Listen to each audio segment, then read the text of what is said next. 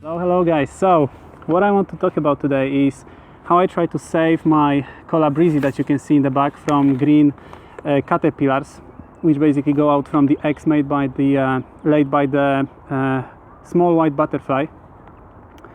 And what I've used to fight them back is called it's gonna be hard, Diatomaceous Earth. So what we're gonna call it is DE in short, just in case.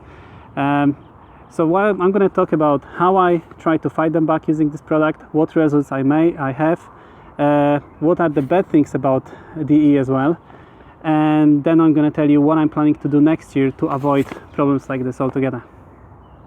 So what is DE?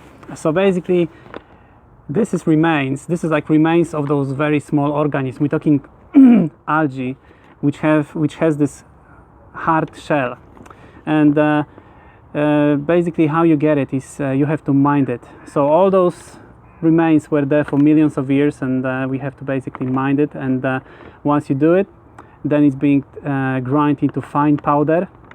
And this powder, if you look at it under microscope, you're going to see that it's very, very sharp. So what happens basically is that once the insect get in touch with this DE, its exoskeleton is getting basically cut and it's dry out. Now another good thing about it is that it is effective against large variety of insects, and I mean a lot. It's supposed to kill them in 72 hours from the moment when the insects got in contact with it. Also worth to mention that it's effective against slugs, as far as I heard, and that DE contains some minerals which, you know, as you can imagine, might end up in your soil nourishing it, but at the same time it might be like with rock dust, you don't want to add it too much. Okay, so what we have here, guys, this is the product I bought. What I've done, I just went to internet and looked for DE which is feed grade. So that's what you always have to remember to buy food grade product. And in red here you can see all the insects that it's supposed to be effective against. So as you can see, this is a quite big list. Now how you use it, you can do it in both ways. Like what I've done here, I mix up some of the DE with water in this sprayer, and I made sure that I thoroughly sprayed leaves underneath and on the top, because caterpillars mostly live underneath the leaves. So that was the first thing, and this is gonna apply this thin layer of DE on the leaves. Then what I've done, I took this bottle, make few holes and put some DE inside, and then I dusted more DE on top and the bottom of the leaves. And thanks to the fact that I used water first, it sticked much better. So that's how I've done it, and then I left it for good 4 days. What's important to mention, guys, two things. First of all, do not use it if it's supposed to be raining on the next day, because rock dust, the DE will be basically just washed off from the plants. So make sure that there are at least 2-3 days of without rain. Next thing is, this stuff can cause really big problems with your lungs. So make sure that you do not breathe too much of it. Well, ideally you don't want to breathe at all, because it can cause hardening of lungs and some breathing problems. So what I've done, I just cover my face with shirt. Also make sure that there's not too much wind, so you can basically walk away from the cloud of this thing, rather than basically having wind blowing this in your face. So this is very important, guys. Make sure that you do not inhale this whenever you work with this product. One more very important thing, guys, DE, as well as it affects bad insects, it can also affect good insects, and I especially think here about bees. So you can do two things. First of all, do not apply it on the plants which have flowers, and the other thing you can do is what I've done on my plot: apply it on the plants which will be under some kind of insect netting. Like in my case, it's insect netting, so the bees will not be able to get to the plants in any way.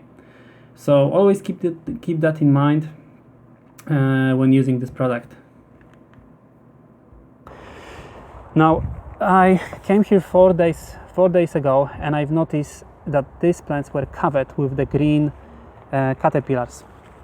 So what happened basically is I have this insect netting and caterpillars just land on the leaf and lay the eggs through this insect netting, and that's how the caterpillars end up on these plants. So if we're gonna have a look at leaves right now, there is not many signs of caterpillars here anymore.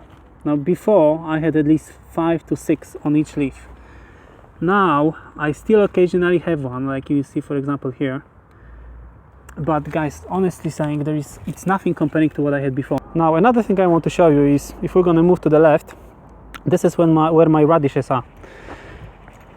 So what I had here is a lot of flea beetles. So flea beetles are those small insects that are gonna create those holes in your plants.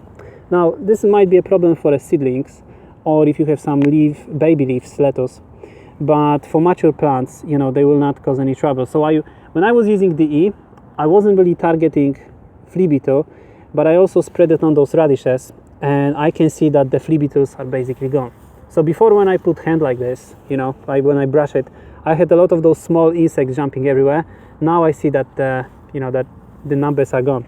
They're probably gonna come back at some point. So worth to mention that you have to reapply DE if the infestation occur again. So basically the question is, am I gonna use it again? Was it worth it? Basically, you guys know that I do not use any pesticides. I never used even one, and I'm talking about the chemicals here. So I'm trying to find some organic alternatives, and I see DE as one of them. However, there is a question of how sustainable it is. In my opinion, sustainable thing is something that gonna renew in matter of your life, at least in matter of your life. Now DE is being mined, DE is being formed for millions of years and mined. So this is pretty much like oil.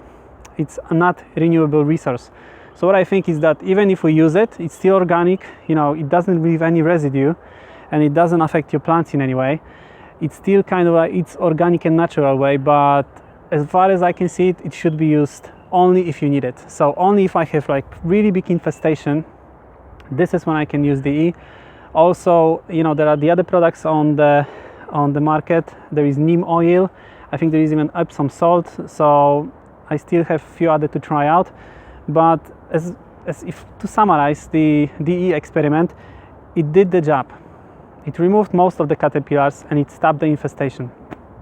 The best way to avoid caterpillars is to prevent them in the first place.